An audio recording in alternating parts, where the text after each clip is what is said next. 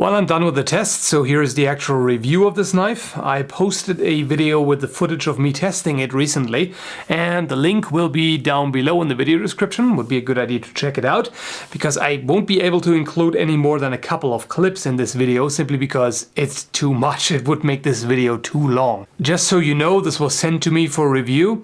Those who know my videos know that I don't adjust my opinion just to please anyone, so you don't have to worry about that. And also you don't have to worry about it being cherry-picked, because another blade that was sent for review, namely this one here, came with a somewhat inconsistent finish on the blade. It has some light spots. I'm not sure if you can actually see it with the current lighting, but it is there, so it's pretty obvious that this is not cherry-picked. And I'm pretty sure neither is this one.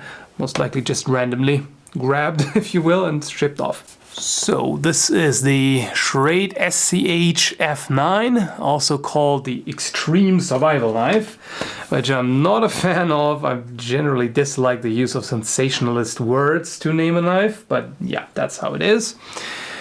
So let's take a look at it. The blade is made of 1095 high carbon steel, which is very nice. That's well known for its quality. And the handle scales are Kraton. The price range is about $50. You can actually find it for as low as $40.49 at HR Knives. And in Canada you can find it for $56.84 at Amazon.ca, with free shipping included. And considering that Canadian prices are generally higher, it's a pretty good deal. So again, links will be down below. So before I did these tests, I checked the sharpness out of the box, which you'll see right now.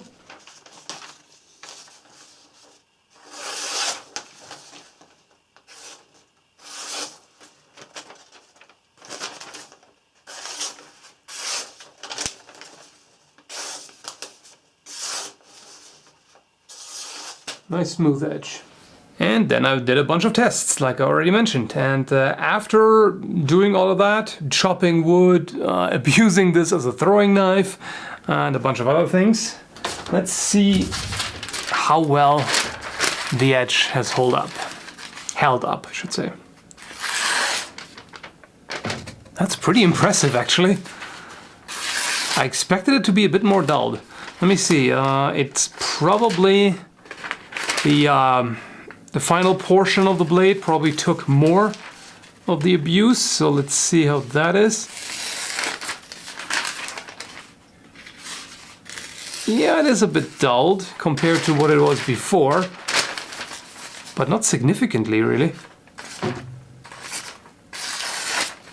That's still pretty sharp. Still perfectly usable. I mean, yeah, like I said, 1095 high carbon steel.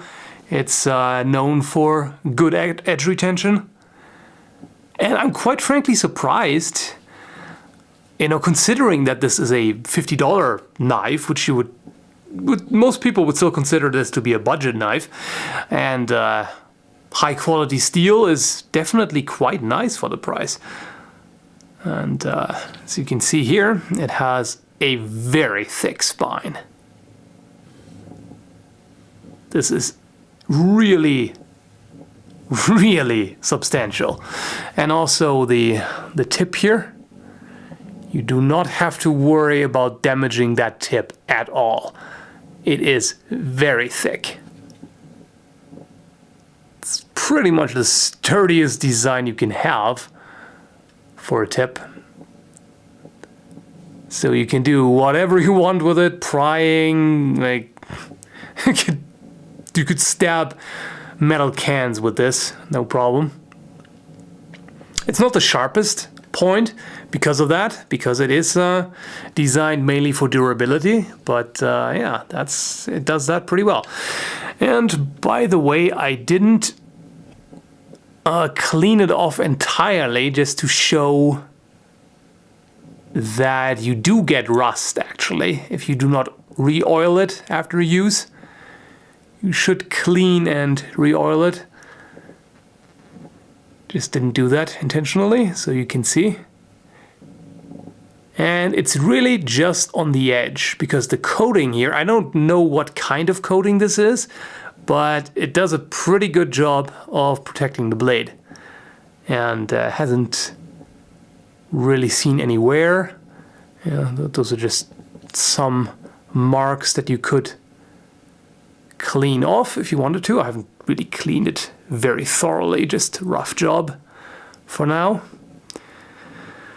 And as far as the handling is concerned, what I noticed was when chopping is that the hand just slides down naturally because of the momentum of the swing. But because the grip kind of flares out here towards the end, you always have a solid grip on that. Even if you just use 2 fingers like this, it's still a pretty secure grip. And of course, if you grip it all the way down there, you get that extra bit of chopping power. Like I mentioned in the previous video, this is I consider this to be more of an emergency solution when it comes to chopping, because it is definitely a lot better at batoning if you want to process wood with a knife in the first place, if you don't want to use a hatchet or something. But it sure works. Like if you do want to limit the number of tools that you have and want to go only for one knife that can do a lot of things, it does work for that. It takes quite a bit more effort to chop through thicker branches, but it can be done. I really like the overall ergonomic shape of this grip. You can see here narrows down towards the end and then flares out there to give you a good grip on that final portion. But there are also some things that I do not like about this grip. Namely, it's too thick for my taste. It's of course a personal thing. I have relatively small hands, so to me it's a bit much, really. Again, personal thing. If you have smaller hands, this will probably not be as comfortable. Now, one thing that is a bit irritating on the hands is this part right here, where the this kind of circular wavy pattern ends and it becomes smooth. It actually turns into a bit of a rough edge. Let me show you right there. So you can imagine if your hand just keeps rubbing over this spot here, this is rather rough, the transition between the two. And that's where you can get blisters.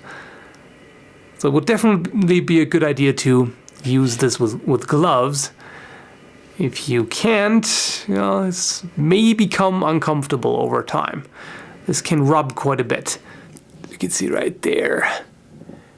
It's not perfectly flush with the tang. So again, you have a spot where your hand will continually rub against. I might have shifted this a little bit because I took off the handle scales at one point and then put them back on.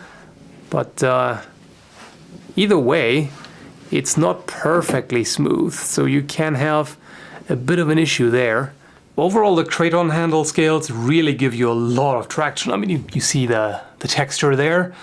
It's really just that is a bit abrasive, like I mentioned. It's also nice to have a lanyard hole here. Always like to see that. The entire knife overall, because it is so thick and massive, it's rather on the heavy side. Again, the specifications will be in the video description, like length, weight, and everything. So yeah, I know that some people have a problem with heavy tools in their kit for camping and survival practice and all kinds of things. It's definitely not a light knife, but personally I like that because it gives you that extra bit of chopping power. And I was surprised at how suitable it is as a throwing knife. Now, it's probably because the point of balance is pretty much in the center, and it also has a good amount of weight. for that. So it works surprisingly well for throwing. It's of course not something that you would normally do with a knife like this, but I decided to try it anyway, mainly because I wanted to test how durable it is. And throwing a knife puts a lot of stress on it. It held up perfectly. I also like the sheath here. Has an extra pouch here for, you know, whatever you can fit in there. Sharpening stone, maybe a short ferro rod, whatever you want. It's not the largest pouch, but yeah, it does work. And you have a plastic insert here, which is very nice. That means it protects the sheath against, you know, accidentally cutting into it. It doesn't actually hold it in, but for that you have the strap right here with the snap button, so that's not a problem. Up here it has a flap with Velcro closure, so you could put that on the belt. You can also thread this strap here through a belt. You have some additional straps there, and you also have this cord here to tie it down to your leg. As much as I like the sheath in terms of how it's designed, the stitching is maybe a bit iffy. I'm not sure how well this would hold up. If you look at the back right here, it already has come loose. You see a thread sticking out right there. So there could be an issue with durability. You know, seeing that it already unravels without much use, so that's a bit of a problem. In general, I'm very impressed with this knife. It's of course not ideal for light, fine cutting tasks, simply because it is so thick. It's if you want to do, you know, really detail work, like fine whittling or something like that, it's not ideal. But for something like that, you could always carry a small folding knife in addition, so that's not really a problem. This is really kind of a jack of all trades kind of knife. You can do finer work with it, you can baton with it, you can chop with it.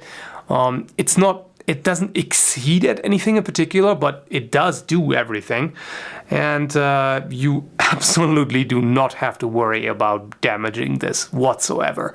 It's high quality steel, it's extremely massive. This is really one for all kinds of abuse. You can do whatever you want with this and don't have to worry. And considering the materials and the performance, $50 range, like I said, even about 40 at HR Knives, that is very, very cheap for what you're getting. So it's very easy for me to recommend this. Unless you have very small hands and really hate large handles, that may be a bit of a turn off. But otherwise, definitely a quality knife.